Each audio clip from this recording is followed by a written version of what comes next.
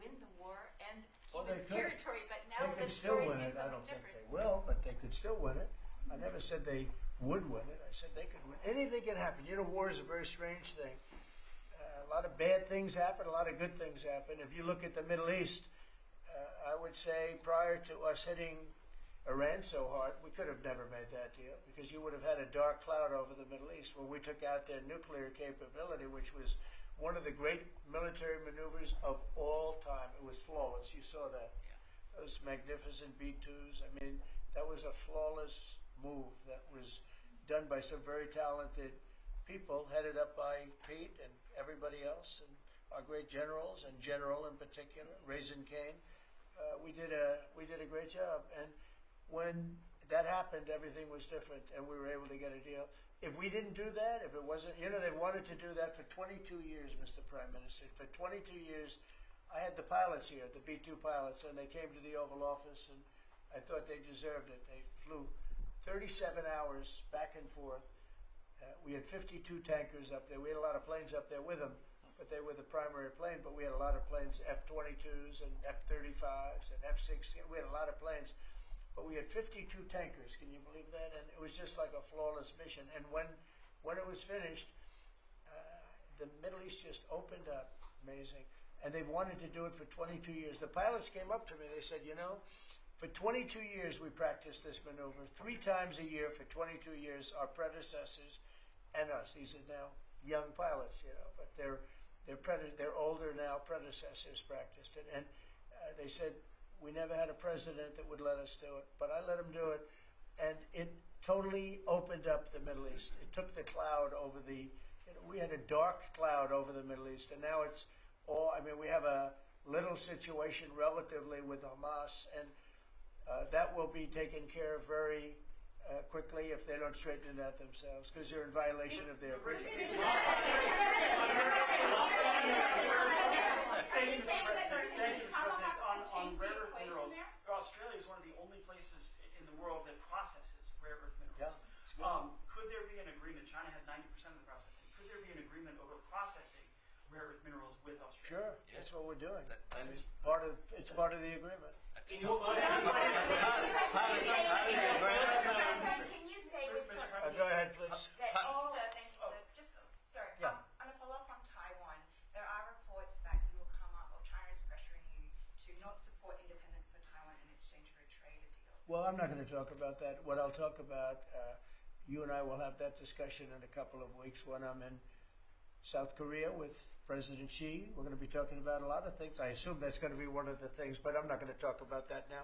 Yeah, please, go ahead. Mr. President, you just alluded to the violence in the Middle East. What steps is the administration taking to maintain the ceasefire? Well, a lot of steps, and right now it's in the hands of others. You know, we have 59 countries that agreed to the deal. We have a peace in the Middle East for the first time ever.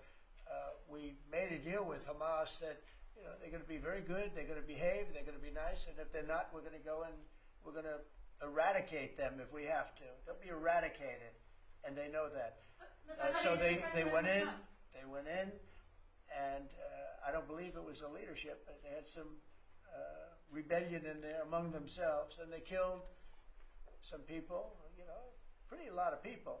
But this is a violent group. You know, you probably noticed over the last 100 years, this is a very violent group of people. And they got very rambunctious, and they did things that they shouldn't be doing. And if they keep doing it, then we're going to go in and straighten it out, and it'll happen very quickly and pretty violently, unfortunately. On the process, Yeah, just following up on that question, when you say we are going to eradicate Hamas, Yeah. who is we? Does that include American boots on the ground? No, it won't be on the ground at all. We don't need to, because we have many countries, as you know, signed on to this deal. The way I view it, 59 countries, and unanimous. There's never been, nobody ever believed us. Countries that 4 months ago didn't like each other, and now they're all aligned together. I mean, we've had countries calling me when they saw some of the killing with Hamas, saying, we'd love to go in and take care of the situation ourselves.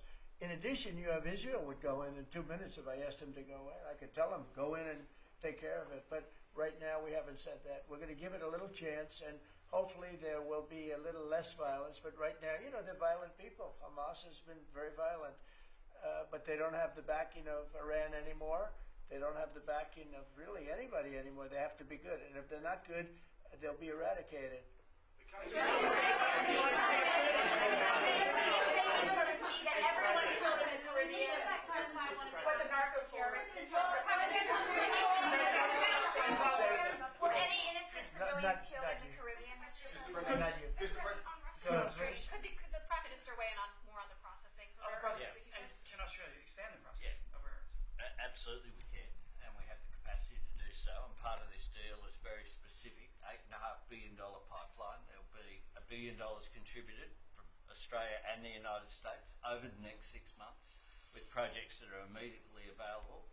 There's 3 groups of projects, ones that are joint activities between Australia and the United States, such as Alcoa.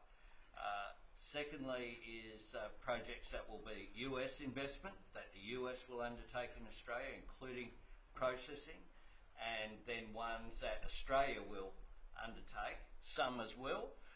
One of them is Australia, the US and Japan as well. So what we're trying to do here is to take the opportunities which are there. Australia has had a view for some time, a bit similar to putting America first. Right. Our plan's called A Future Made in Australia, which is about not just digging things up and exporting them, but how do we make sure that we have across the supply chains with our friends being able to benefit, seize those opportunities. So we certainly see part of what this is about isn't just digging things up, it's also about processing, including the joint ventures between Australia and the United States. Can the US and Australia really compete with China? Aren't we decades behind in terms of the development? No. You've been reading the wrong newspapers. We're not decades. We are way ahead of China militarily, the United States. We're way ahead of them in every form of military, other than they're building a lot of ships, and we'll have that started. We'll be catching them on that. But we will, when it comes to weaponry, when it comes to, I'll go, right now, AI. The big thing is AI. They're building more plants in this country than anybody ever imagined. We're going to have over $20 trillion of investment for this year. The most we ever had was a tiny fraction of that. As an example, Biden, who's the worst president in the history of our country by far, by the way, but they were less than $1 trillion for 4 years. We're already now breaking $18 trillion of investment in 8 months. $18 trillion.